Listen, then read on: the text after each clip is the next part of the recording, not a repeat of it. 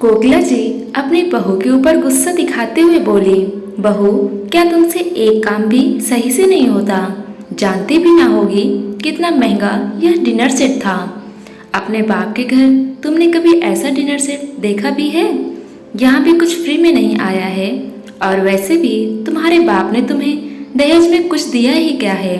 हमारे अरमानों पर तो पानी ही फेर दिया। अगर हम पहले जानते कि तुम्हारे मायके में कुछ भी नहीं है, तुम लोग इतने गरीब हो, तो मैं राजेश का रिश्ता कभी तुम्हारे संग नहीं जोड़ती। मिताली के हाथों डिनर सेट की एक थाली टूट जाने से सासू माँ के मुंह में इतने कड़वे शब्द सुन मिताली का दिल टूट गया। शादी को अभी 10 दिन ही हुए थे। अभी अंदर कमरे में छोटी ननंद कविता सुनकर बाहर आकर बोली, माँ, यह रिश्ता तो अब हो गया, कुछ नहीं कर सकते, मगर हाँ, दूसरे रोहित के लिए बहुत सोच समझकर रिश्ता करेंगे।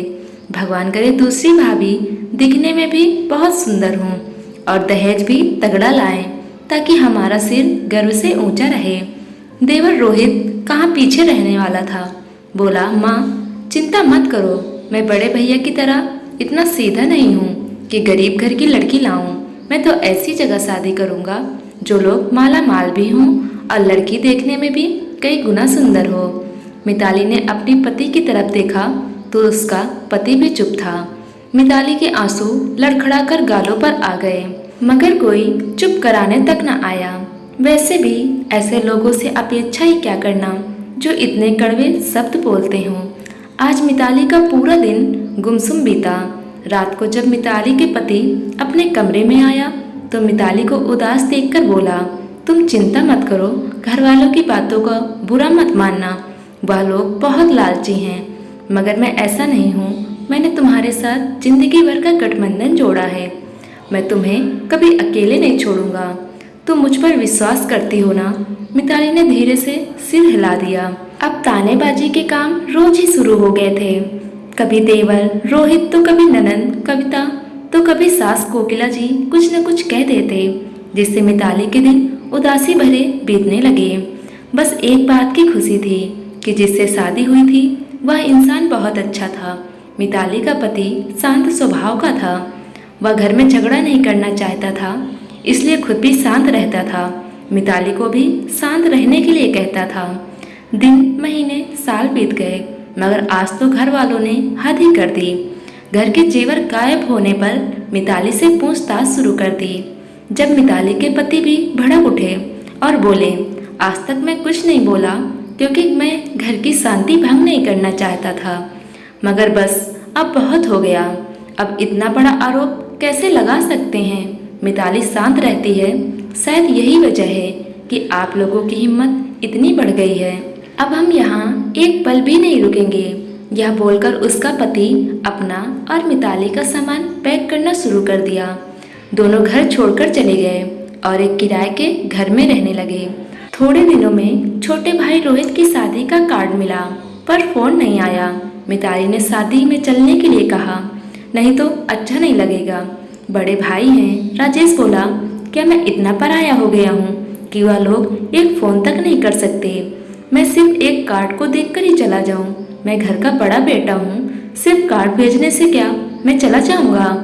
क्या अब मैं इतना पराया हो गया हूँ कि कोई मुझे फोन तक नहीं कर सकता? राजेश नहीं माना। वह लोग शादी में नहीं गए। 2 महीने बाद कोकिला जी का मिताली के पास फोन आया। वह सब जो हुआ सब भूल जाओ और अपने घर फिर से लौट आओ। पहले तो मिताली समझ नहीं पाई कि अचानक सास इतना प्यार क्यों बरसाने लगी। जब उसने सब राजेश को बताया तो राजेश भी सुनकर हैरानी जताई और आखिर मिताली के समझाने और मनाने पर राजेश घर चलने को तैयार हो गया। मिताली घर आई और पहली बार देवरानी रंजना से मिली और सोचने लगी, घर वालों और देवर जी ने जैसा चाहा था वैसी लड़की मिली। मिताली ने आकर जैसे ही रसोई संभाली, सभी घर वाले खुश हो गए, जैसे शायद इसी बात का इंतजार कर रहे थे कि कब मिताली वापस आए। मिताली गई जरूर थी, मगर बेवकूफ़ नहीं। आज भी घर वालों ने उसे सिर्फ जरूरत के लिए याद किया था। उन्होंने जैसी चाहिए वैसी बहू ले आए थे, मगर यह दूसरी बहू सभी को अपनी उंगलियों पर नचाती थी। आस पड़ोस से सब पता चला कि घर वालों ने रंजना की सुंदरता और दहेज की बहुत तारीफ कर रखी थी और वही मिताली का तो कोई नाम तक नहीं लेना चाहता था। मगर आज फिर से अपने स्वार्थ को पूरा करने के लिए सभी मिताली से मीठी मीठी बातें कर रहे हैं। राजेश भी सब कुछ समझ चुका था। राजेश मिताली से बोला, तुम सब कुछ देखकर भी इतनी अनजान क्यों बन रही हो? मिताली बोली, आप कहना क्या चाहते हैं राजेश? इन लोगों ने हमें बस यहाँ काम को पूरा करने के लिए बुलाया है। इनकी दूसरी रंजना तो रसोई में कुछ मदद नहीं करती और ना ही किसी से सीधे मुंह बात करती है, इसलिए इन्हें अब तुम्हारी याद आई है। राजेश, मैं ये सब कुछ जानती हूँ। ऐसे हालत में हम भी इन्हें छोड़ देंगे तो यह लोग कहाँ जाएंगे? हम इस घर के बड़े बेटे बहू हैं, हमारा कोई फर्ज नहीं बनता। राजेश बोला, सच मिताली, तुम्हारे जैसी पत्नी पाकर मैं धन्य हो गया, जो सब कुछ जानती है फिर भी उनकी मदद करने का सोच रखती हो। तुम्हें कभी सम्मान नहीं दिया, उन लोगों के लिए आज भी कितना कुछ करती हो। तुम्हारे लिए मेरा प्यार और बढ़ गया है। शायद मैं तुम्हारे इन उपकारों का बदला कभी न चुका पाऊँ। कैसी बातें करते हैं। हमारा गठबंधन इतना मजबूत है कि इसे कोई नहीं तोड़ सकता और हमें हर मुश्किल का सामना और साथ मिलकर करना है।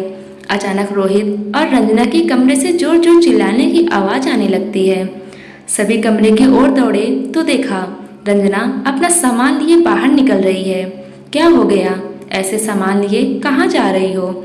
आपके बेटे के साथ मैं इस गठबंधन को 7 फेरे से अपने आप को आज़ाद करती हूँ। और हाँ, मेरे पापा ने मुझे दहेज में जो भी चीज़ें दी हैं वह सब वापस कर देना। मेरे पापा जल्द ही कुछ नौकर भेजेंगे, मेरा एक एक सामान लौटा देना। रोहित रंजना के पैर पड़ गया। कोकिला जी रोने लगी और नंदन बोली, भाभी रुक जाओ, आप जैसा चाहेंगे वैसा ही होगा, मगर अब ऐसे घर छोड़कर न जाएं। कोकिला जी बोली, बहू, हमारी इतनी बदनामी होगी अगर तुम ऐसे चली गई तो आखिर ऐसा क्या हो गया? हमने तुम्हें शिकायत का कोई मौका दिया? रुकने को तैयार हूँ। मैं आपका बेटा संयुक्त परिवार में रहना चाहता है। पापा के पास इतना पैसा है कि मैं अपने लिए अलग से रख सकती हूँ। मैं यहाँ क्यों सबके साथ रहूँ? रोहित कुछ देर पहले कमरे में झगड़ रहा था। उसने भी कहा और बोला, न मैं तुम्हारे बिना नहीं रह सकता, मैं तैयार हूँ। घर वालों ने मिताली को नजरों से देखा। आज भी चुपचाप खड़ी थी। उन्हें एहसास हो गया घर की असली हीरा मिताली है। रंजना अपना सारा सामान लेकर रोहित को लेकर हमेशा के लिए घर छोड़कर चली गई और कोकिला जी उन्हें फिर कभी दोबारा न बुलाया और न रोका। आखिर उन्हें हीरे और पत्थर के बीच का फर्क जो समझ आ गया था। वह बोली, हीरा जिस तरह से दूर से चमकता है उसी तरह रंजना भी मुझे दूर से चमकती हुई अच्छी लगती है। और मिताली उस पत्थर के समान थी। उसे उठाकर एक जगह से दूसरी जगह रख दिया है जिसकी कोई कीमत नहीं होती। मगर अब मुझे एहसास हो गया है कि मैंने मिताली बहू तुम्हें कितना सताया है, जिसके बदले में तुम कभी पलटकर कुछ नहीं बोली, क्योंकि पलटकर जवाब देना तुम्हारे संस्कारों में नहीं था। कोकिला जी कभी रोहित को फोन करती तो रोहित ज्यादा बात नहीं करता था, क्योंकि वह रंजना से बहुत डरता था। गलती से भी रंजना को अगर पता चल जाता कि रोहित उसके घर वालों से बात करता है तो उसे हमेशा के लिए छोड़ देती। मगर वह दूसरी तरफ मिताली थी जो राजेश को उसके घर वालों से एक रहने की सलाह देती थी। कोकिला जी आज मिताली की सारी बातें मानती हैं और उसे प्यार भी करती हैं। दूसरी बहू ने आकर सास की आंखें खोल दी थी। दोस्तों, आज भी हमारे समाज में ऐसे कई घर हैं जहां पर बहू को ऐसी इज्जत होती है। मेरी आप सबसे यही विनती है कि इंसान की परख पैसों से नहीं उसके संस्कारों से होनी चाहिए। आपको वीडियो कैसी लगी हमें कमेंट में ज़रूर बताएं। वीडियो को लाइक करें और हमारे चैनल को सब्सक्राइब करें। धन्यवाद।